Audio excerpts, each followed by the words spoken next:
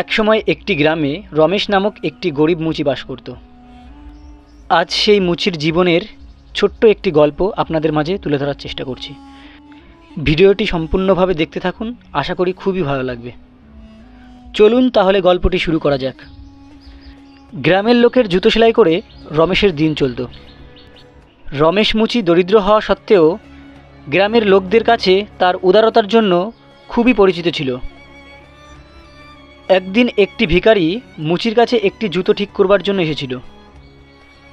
মুচি তাকে ফিরিয়ে দেওয়ার পরিবর্তে বিনা অর্থে ভিখারির কাজটি উৎসাহের সঙ্গে নিঃস্বার্থভাবে করেছিল।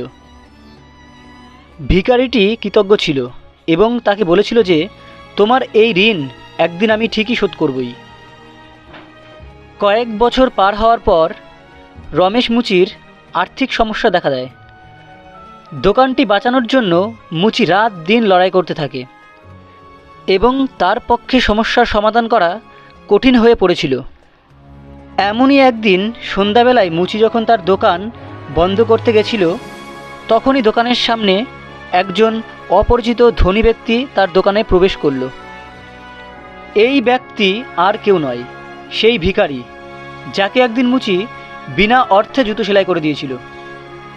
সে এখন বেশ ধনী ব্যবসায়ী, তাই তার ঋণ শোধ করবার জন্য মুচির দোকানে প্রবেশ করেছিল। মুচির দুর্দিনের কথা শুনে এক ব্যাগ স্বর্ণমুদ্রা ধনী ব্যবসায়ী মুচিকে উপহার দিতে চেয়েছিল, কিন্তু মুচি সৎ হওয়ার কারণে স্বর্ণমুদ্রা উপহারটি গ্রহণ করলেন না। ফলে ধনী ব্যবসায়ী তার ঋণ শোধ করবার জন্য রমেশের আর্থিক নিশ্চয়তার কথা মাথায় রেখে কতগুলি জুতো কেনার সিদ্ধান্ত নিল এবং এভাবেই আর্থিক সমস্যা খানিকটা কমতে থাকলো রমেশের। গ্রামের লোকেরা রমেশের মহত্বের কথা জানতে পেরেছিল এবং তার থেকে অনুপ্রাণিত হয়েছিল গোটা গ্রামবাসী।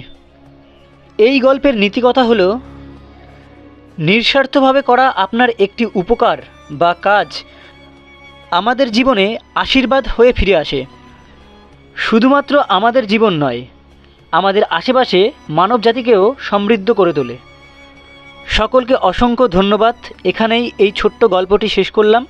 গল্পটি কেমন লেগেছে প্লিজ কমেন্ট বক্সে জানিও, আর ভালো লেগে থাকলে প্লিজ আমার এই চ্যানেলটি সাবস্ক্রাইব করো।